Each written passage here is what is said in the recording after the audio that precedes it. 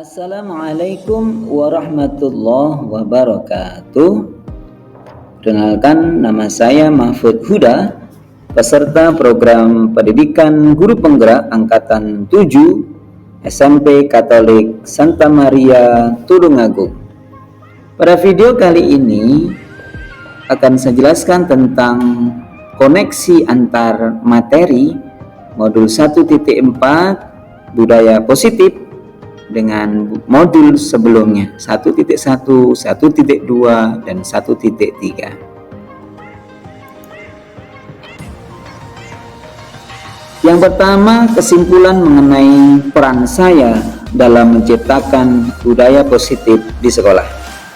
Dalam menciptakan budaya positif di lingkup sekolah, maka saya memulai untuk menumbuhkan kesadaran diri dalam memahami dan menerapkan konsep-konsep inti seperti disiplin positif, memahami perilaku manusia berkaitan dengan hukuman dan penghargaan, posisi kontrol sebagai guru, pembuatan keyakinan kelas atau sekolah, dan penerapan segitiga restitusi dalam upaya menawarkan solusi atas permasalahan murid. Yang pertama, tentang disiplin positif. Untuk menciptakan murid yang merdeka, syarat utamanya adalah harus ada disiplin yang kuat. Disiplin yang dimaksud adalah disiplin diri yang memiliki motivasi internal atau intrinsik. Seseorang yang memiliki disiplin diri berarti mereka bisa bertanggung jawab terhadap apa yang dilakukannya karena mereka mendasarkan tindakan mereka pada nilai-nilai kebajikan universal.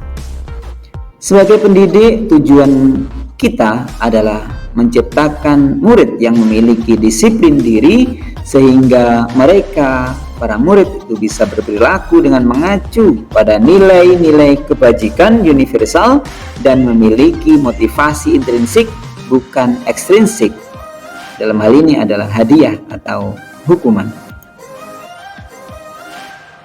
Yang kedua, tentang nilai-nilai kebajikan.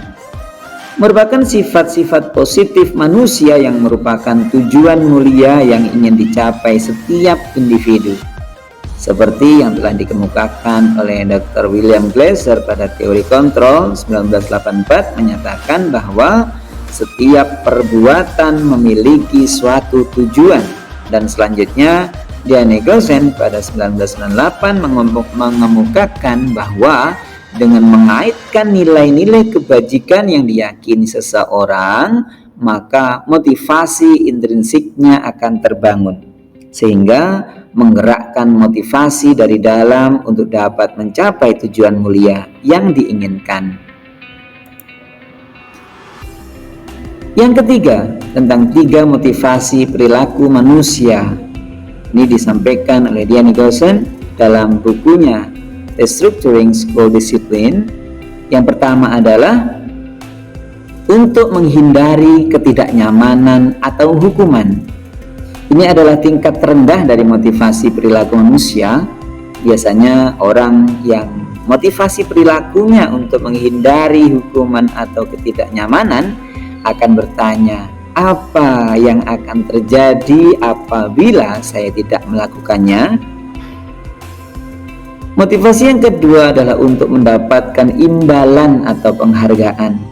Orang dengan motivasi ini akan bertanya, apa yang akan saya dapatkan apabila saya melakukannya? Pujian dan imbalan tersebut menurut mereka penting dan mereka letakkan dalam dunia berkualitas mereka. Motivasi yang ketiga adalah untuk menjadi orang yang mereka inginkan dan menghargai diri sendiri dengan nilai-nilai yang mereka percaya. Motivasi inilah yang akan membuat seseorang memiliki disiplin positif dikarenakan adanya motivasi internal. Yang keempat, tentang keyakinan sekolah atau kelas, yaitu nilai-nilai kebajikan universal yang disepakati oleh warga sekolah. lepas dari latar belakang suku, negara, bahasa, maupun agama. Seseorang akan lebih tergerak dan bersemangat untuk menjalankan keyakinannya daripada hanya sekedar mengikuti serangkaian peraturan tertulis. Prinsip pembentukan keyakinan kelas antara lain, keyakinan kelas bersifat lebih abstrak daripada peraturan. Ya, lebih rinci dan konkret. Yang kedua, keyakinan kelas berupa pernyataan-pernyataan universal.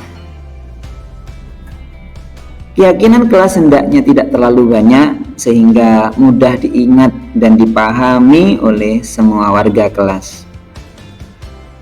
Semua warga kelas hendaknya ikut berkontribusi dalam pembuatan keyakinan kelas lewat kegiatan curah pendapat. Yang terakhir adalah bersedia meninjau kembali keyakinan kelas dari waktu ke waktu. Yang kelima, tentang 5 posisi kontrol guru, yaitu sebagai penghukum. Yang kedua, pembuat merasa bersalah. Yang ketiga, sebagai teman. Yang keempat, sebagai pemantau. Dan yang terakhir adalah sebagai manajer. Nah, dari kelima posisi kontrol guru tersebut, manakah yang lebih baik? Maka manajerlah yang lebih baik. Seorang guru pada posisi ini berbuat sesuatu bersama dengan murid, mempersilahkan murid mempertanggungjawabkan perilakunya, mendukung murid agar dapat menemukan solusi atas permasalahannya sendiri dalam sebuah proses yang bernama restitusi. Yang keenam, tentang pendekatan segitiga restitusi untuk membangun budaya positif sekolah. Sebenarnya banyak guru sudah melakukan hal ini tanpa mengetahui teori yang dikemukakan oleh Diani Gosen ini.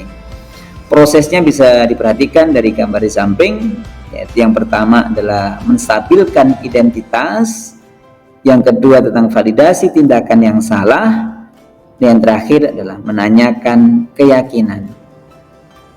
Tujuan utama dari pelaksanaan restitusi adalah untuk membimbing murid berdisiplin positif agar menjadi murid yang merdeka. Selanjutnya, keterkaitan modul 1.4 budaya disiplin positif dengan modul sebelumnya, yaitu 1.1, 1.2, dan 1.3.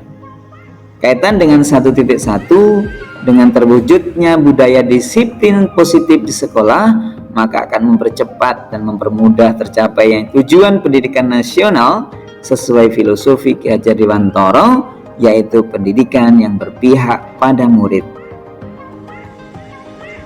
Kaitannya dengan 1.2, untuk mewujudkan budaya disiplin positif di sekolah, maka guru penggerak perlu memiliki nilai dan peran seperti yang tercantum pada modul 1.2, seperti berpihak pada murid, inovatif, mandiri, reflektif, dan harus dikolaborasikan.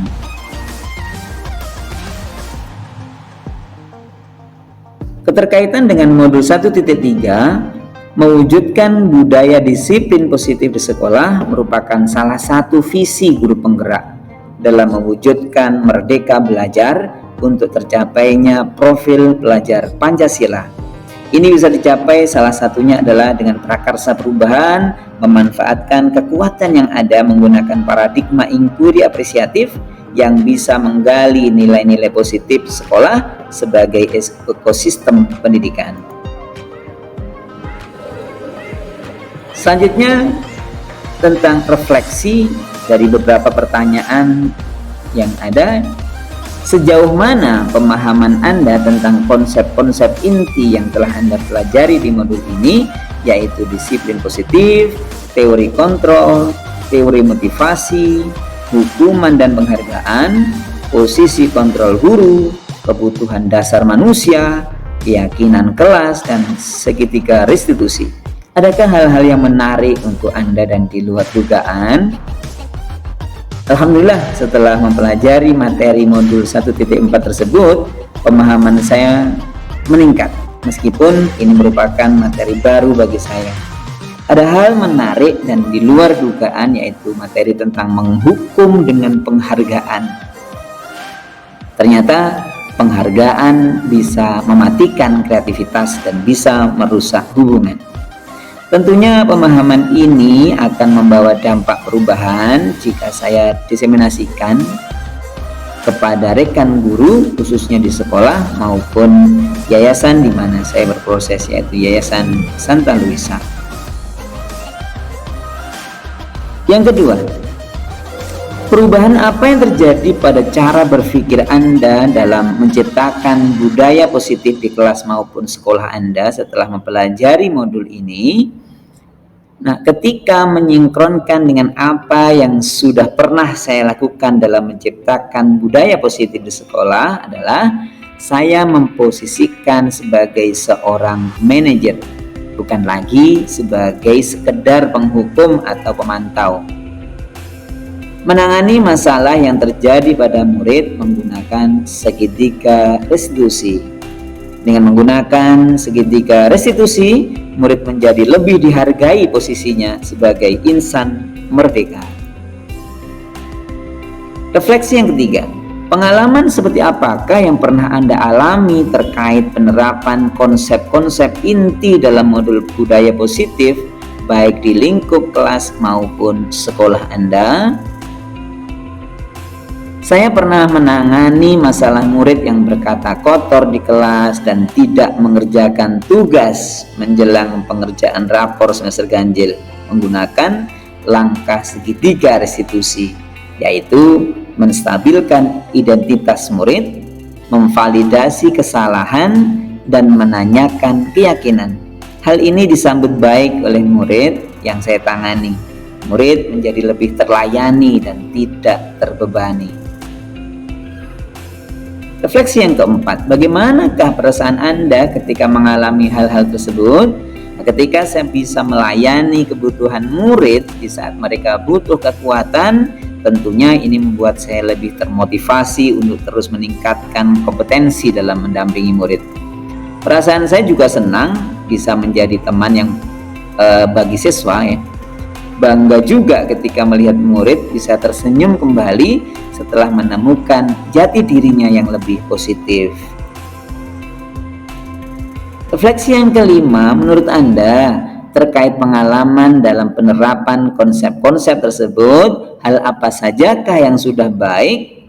Adakah yang perlu diperbaiki? Ya, hal yang sudah baik dan harus terus ditingkatkan adalah budaya kolaboratif dan koordinatif, komunikatif yang dilakukan oleh Bapak Ibu Wali kelas dalam upaya menciptakan dan meningkatkan budaya disiplin positif di sekolah, tentunya di kelasnya masing-masing. Kesadaran intrinsik murid juga lebih meningkat. Hal yang perlu ditingkatkan adalah posisi manajer pendidik harus terus ditingkatkan, dikarenakan seringnya memposisikan diri sebagai pemantau atau bahkan penghukum. Yang keenam, sebelum mempelajari modul ini, ketika berinteraksi dengan murid berdasarkan 5 posisi kontrol, posisi manakah yang paling sering Anda pakai dan bagaimana perasaan Anda saat itu? Setelah mempelajari modul ini, posisi apa yang Anda pakai dan bagaimana perasaan Anda sekarang? Apa perbedaannya? Nah, secara pribadi, saya sebenarnya sering memposisikan diri sebagai teman. Ini jauh lebih baik dibandingkan dulu yang sangat sering sebagai penghukum. Mungkin dikarenakan kurang matangnya pola pikir sebagai pendidik. Sekarang terus belajar untuk menjadi posisi manajer.